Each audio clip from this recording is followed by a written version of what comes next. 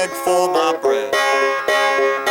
My father, he's a drunkard, my mother, she is dead. I wander alone and I moan and I weep for the voice of my mother to sing me to sleep.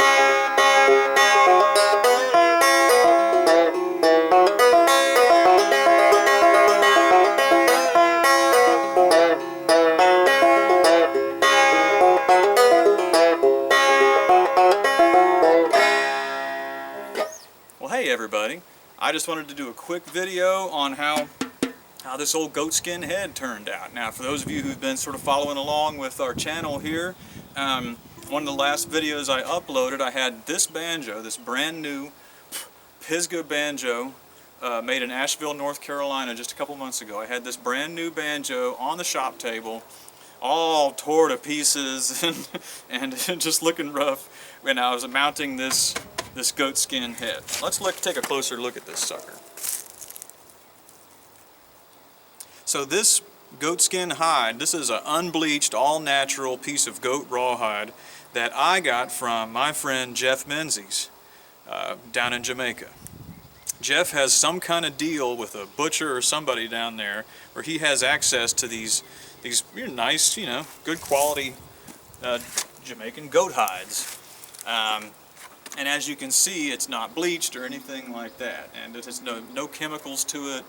One thing that attracts me to these sort of natural hides is, well, A, if you're going to make rawhide yourself, it's pretty labor intensive. I've done that a couple times. I have a neighbor over here who's a big deer slayer, and he usually just discards his deer hides. So on occasion, I've gotten probably 2 hides from him, and stretched them and scraped them out and made some banjo heads out of that. And basically deer hide it's just like goat, y'all. But the reason I got into that is because I wanted to avoid buying those cheap bleached hides. Most of those hides that you find them online and maybe other places, leather stores, maybe you get that rawhide. It's that white, sort of chemical bleached rawhide. Most of that stuff's imported from Pakistan or some other place over there. And it's not ethical, it's not good for the environment, and in the areas where those tanneries, those industrial tanneries where they source those hides, I'm sure that it's not good for the ecology of that area. There's a lot of chemicals and stuff that go into that, and I'm sure their workers are not well compensated and don't have insurance and stuff like that. So anyhow, without getting too preachy, I wanted to get away from that. So I made a deal with Jeff Menzies. I actually traded him a banjo for about a dozen of these hides. I forget how many, but he gave me a bunch of these nice hides.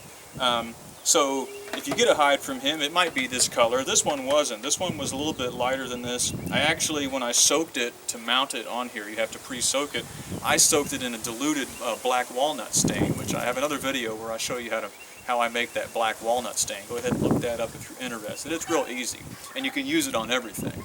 And I was real excited to use that stain on the hide because this banjo, made up there in Asheville by the Pisgah Banjo Company, it's a black walnut banjo. The rim and the neck are black walnut, local. So I thought that was really cool. I got a black walnut banjo with a black walnut stained goat hide. One more thing I want to say about this is, notice that streak in the hide? That's where the spine, the sort of backbone of the poor goat, that's where their spine was. So the fur, like the hair and the hide itself, is actually slightly thicker through there. And you'll notice how I've positioned it. I did it parallel with the flow of the neck. I didn't want it going across the hide or diagonal or whatever, but the best way to do it if you have a streak like this in your hide, and most of them do, and one advantage of using an unbleached hide is that you can see that. When they bleach those hides, they're trying to take out blemishes like that. But when you can see that, you see how I've got it positioned under the leg that holds up my 5th string? That's because this area will be slightly muted on your banjo. And as I had it before underneath the leg that holds up the 1st string. And I could tell because I'm picky, but my 1st string was slightly muted because it's a little bit thicker through there. So what I did was I turned it around 180 degrees. Now I've got my 5th string muted, slightly muted with a heavier skin under it. And that's actually the way I like it. I used to do for years when I was younger. It's a trick I learned from George Gibson, my principal banjo mentor over the years. George told me, you know, sometimes you would take a worn-out second string. Whenever he changed strings, he'd take that old second string and use that as his fifth string to kind of dull and mute that fifth string, get a less twangy fifth string. Because one thing I don't like in my playing is I don't like the fifth string to sound out too much.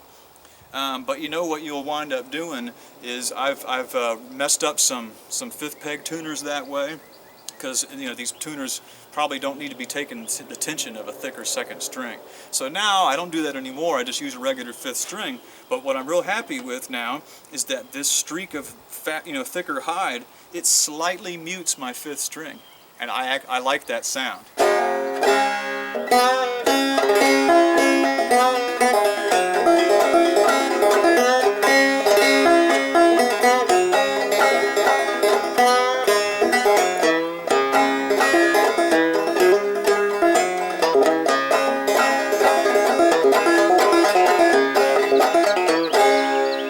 So y'all may or may not be able to tell the difference, but I can tell it. I like a slightly muted fifth string. Anyhow, that's the only thing I wanted to say. Oh, and I will say this, one last thing. Y'all might be able to see this. You see the bridge on here? That's a Sosby bridge. Now, they make these bridges just down the road in Kennesaw, Georgia, so I thought that was kind of cool too. And Sosby uses old, very old aged, super rock hard maple. And so you get a nice bridge. And the other thing I recommend, this is a crow spaced bridge. There's standard spacing and there's crow spacing. So that means, you know, the distance from one string to another on your bridge. I think crow spacing is just ever so slightly wider than standard spacing, and I swear by it, y'all. If you're not playing with finger picks, if you're just using the meaty tips of your fingers, next time you buy a bridge, try getting a crow spaced bridge as opposed to standard spacing. I think you'll like it a lot better, and that's a free tip from Clifton Hicks.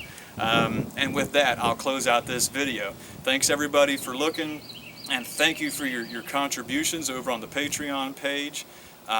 Really appreciate it. And yeah, you'll see me soon.